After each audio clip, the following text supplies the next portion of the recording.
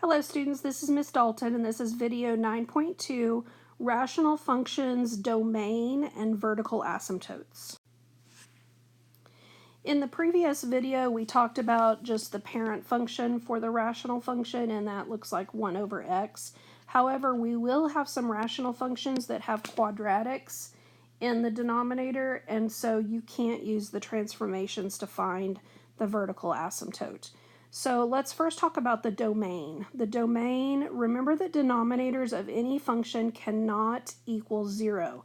In other words, you cannot divide by 0. So if you have any number divided by 0, that cannot happen. And so when we're finding the domain, what we want to do is we want to find out what value is going to make that denominator 0, because therefore we can't have that number in our domain. So what you're going to do is you're going to set the denominator not equal to 0. And when we write our domain, we are going to write it as something that x cannot be. Okay? You're going to solve it. Try factoring first if necessary. And then the domain is all real numbers except the solutions that you find. And so for this particular case, you can write the domain as just x cannot equal some number or numbers. Okay, asymptotes. How do you find the asymptote? Well, remember, an asymptote is a line that a graph approaches. There is a vertical asymptote at each 0 of the denominator that does not cancel, which is going to be your same values that you found when you determined the domain. So a rational function never crosses a vertical asymptote. So once you find what the domain cannot be, so let's say for my domain I found out that x cannot equal 3. Well, then that means it has an asymptote at x equals 3. So your asymptote will be the x equals 3. And so they will always be, the domain will be a not equal, but the asymptote will be an equal. All right, so let's look at this first example. Name the restrictions on the domain and the vertical asymptote. So we're going to take our denominator and we're going to set it not equal to 0. And we're going to solve it. So we would subtract 3. That means that my domain is all real numbers except x cannot equal -3. Well, then my vertical asymptote, if it can be everything but when x is equal to -3, then that means I'm going to have a vertical asymptote at x equals -3. All right, example 2.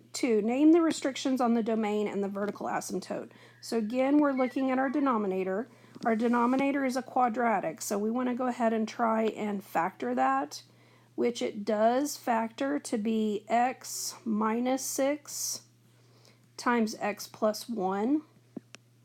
And so if I set these equal to 0, or set them not equal to 0, right, to get my domain, then what that's going to give me for my domain is it's going to give me that x cannot equal 6 and x cannot equal -1, which is going to give me a vertical asymptote when x equals 6 and when x equals -1. So you'll have 2 vertical asymptotes. All right, example 3. Name the restrictions on the domain and what the vertical asymptote is. Go ahead and factor that. That's going to be 2x times x plus 3.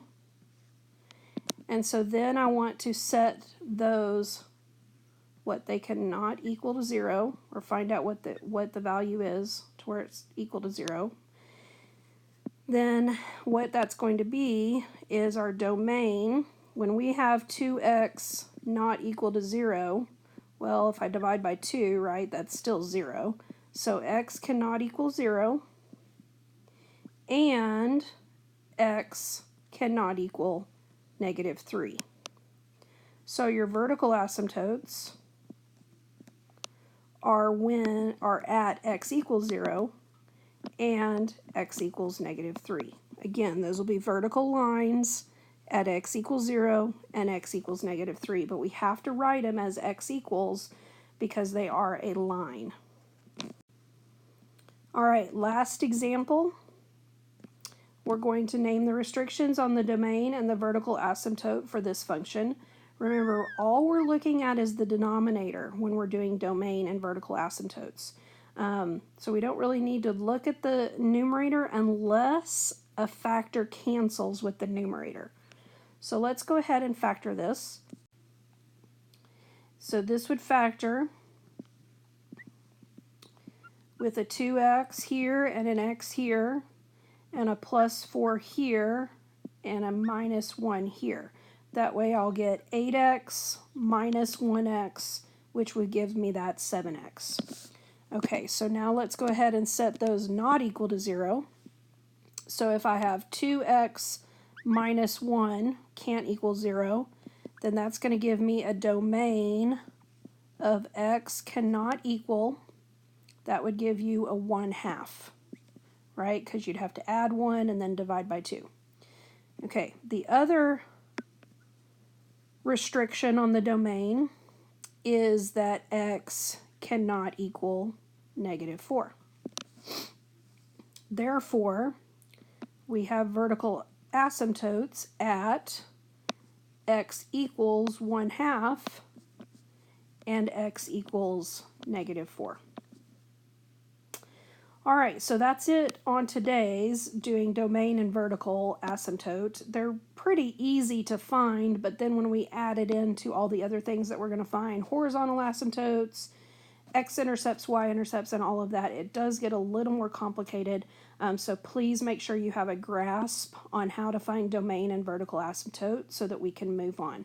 Please write down any questions that you have, and I will address them in class.